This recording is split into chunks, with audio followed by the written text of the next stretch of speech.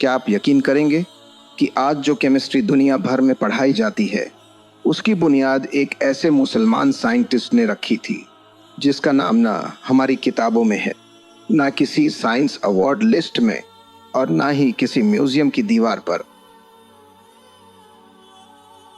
आखिर क्यों? क्या इसलिए कि वह मुसलमान था या फिर तारीख ने उसे भुला देना ही आसान समझा? आइए जानते हैं उस इंसान की दास्तान जिसने जादू को साइंस में बदल दिया। यह है जाबिर बिन हय्यान रहमतुल्लाह अलैह की दास्तान। अस्सलामु अलैकुम रहमतुल्लाहि व बरकातुहू। मैं हूं फैसल और आपका मेज़बान फ़िज़ाए दास्तान में। आज हम एक ऐसे महान साइंटिस्ट की दास्तान सुनेंगे जिसने केमिस्ट्री की दुनिया को बदल कर रख दिया। शायद आपने कभी सुना हो कि केमिस्ट्री का फादर किसे कहा जाता है। आज हम बात करेंगे जाबिर इब्न हय्यान की, जिन्हें इस्लामी दुनिया में केमिस्ट्री का फादर कहा जाता है। आपके मन में सवाल आ सकता है, ये कौन से केमिस्ट्री के फादर हैं जिनका नाम हमने कभी किताबों में नहीं पढ़ा? आखिर एक आला साइंटिस्ट की शिरकत को क्यों छुपा दिया गया कि आज कोई उन्हें जानता ही नहीं? जानने के लिए वीडियो आखिर तक ज़रूर देखें। तो चलिए शुरू करते हैं जाबिर इब्न हय्यान की दास्तान से। जाबिर लगभग 7वीं सदी के आखिर या 8वीं सदी की शुरुआत में पैदा हुए थे। कहा जाता है कि उनका रिश्ता ईरान के शहर तूस या इराक के कूफा से था। उनके अब्बा जान एक आलिम दीन थे जिन्होंने जाबिर को कुरान, हदीस, फिलॉसफी और साइंस की तालीम दी। जाबिर का बचपन सादा था लेकिन इल्म की तलाश से भरा हुआ। उस समय केमिस्ट्री यानी कीमियागिरी को लोग जादू या पुरसिरार इल्म मानते थे। लोग इसे सिर्फ सोना बनाने या राज छुपाने का तरीका समझते थे, लेकिन जाबिर ने इसे एक मंतकी और तजर्बाती साइंस बना दिया। क्या आप जानते हैं आज जो हम केमिस्ट्री लैब्स में तरीके इस्तेमाल करते हैं उनकी बुनियाद जाबिर बिन हय्यान रहमतुल्लाह अलैह ने ही रखी थी। वह पहले इंसान थे जिन्होंने मुशाहिदे और तजुर्बात को साइंस रिसर्च का हिस्सा बनाया। उन्होंने एक खास सामान भी ईजाद किया जिसे अल-मिबियक कहा जाता था। यह सामान लिक्विड्स को साफ करने और अलग करने के लिए इस्तेमाल होता था।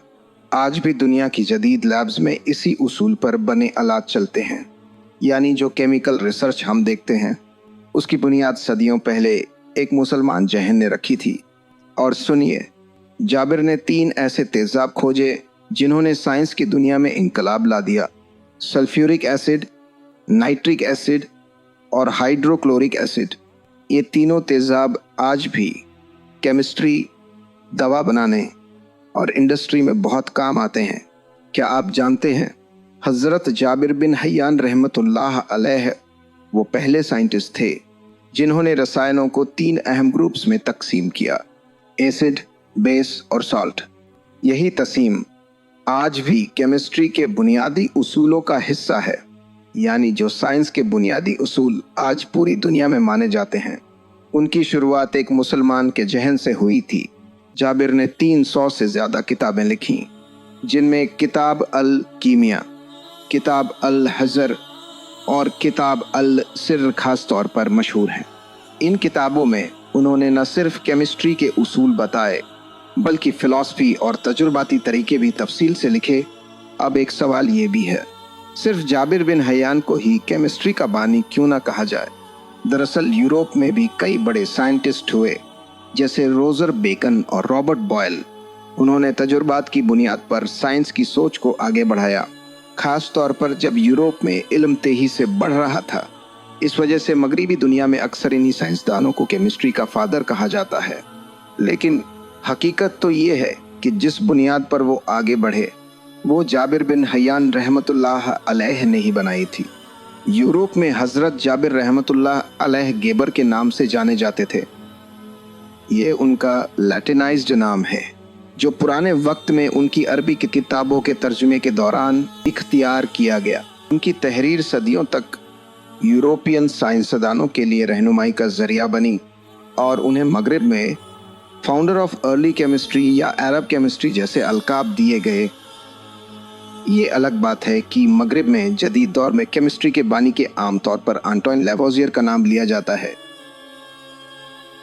दोस्तों, जाबिर इब्न हयान ने अपनी पूरी ज़िंदगी रिसर्च, तहक़ीक़, तजुर्बे और तालीम में गुजार दी। उनका इल्म आज भी ज़िंदा है। वो सिर्फ एक साइंटिस्ट नहीं थे, बल्कि एक फ़िलासफ़र और आलिम भी थे। आखिर में हज़रत इब्न हयान तकरीबन 815 या 816 ईस्वी में दुनिया से रुखसत हो गए, लेकिन उनकी तहक़ीक़ और खिदमत आज भी ज़िंदा है। उनकी मेहनत हमें ये सिखाती है, सच और इल्म की तलाश कभी ज़ाया नहीं जाती। दोस्तों, जाबिर इब्न हयान की कहानी हमें ये भी सिखाती है कि इल्म को जादू या पुरसिरार समझने के बजाय उसे समझना और इंसानियत की खिदमत के लिए इस्तेमाल करना चाहिए। उम्मीद है कि जाबिर इब्न हयान की साइंटिफिक खिदमत और केमिस्ट्री की दुनिया में उनके अनमोल किरदार की ये कहानी आपको मुतासिर कर गई होगी। आगे भी ऐसे ही इल्म के मोतियों से सजी कहानियाँ लाते रहेंगे इंशाअल्लाह। अगर वीडियो पसंद आई हो तो लाइक ज़रूर करें और ऐसी ही और कहानियों के लिए चैनल को सब्सक्राइब करना न भूलें। चलें, अब वीडियो के ख़त्म होने का वक्त हो चला है।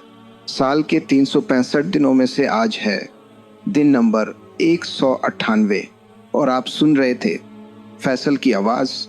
इकबाल के इस शेर के साथ लेते हैं इजाज़त। ना था कुछ तो खुदा था, कुछ ना होता तो खुदा होता, डूब कर मेरे दिल में यूं कोई अक्स बना होता। कुछ बातें जो आप कहना चाहते हैं, कुछ एहसास जो मैं सुनना चाहता हूँ, कमेंट्स में ज़रूर लिखें। चैनल का साथ बनाए रखें और जुड़े रहें हमारे साथ इस चैनल पर जिसका नाम है फ़िज़ाए दास्तान।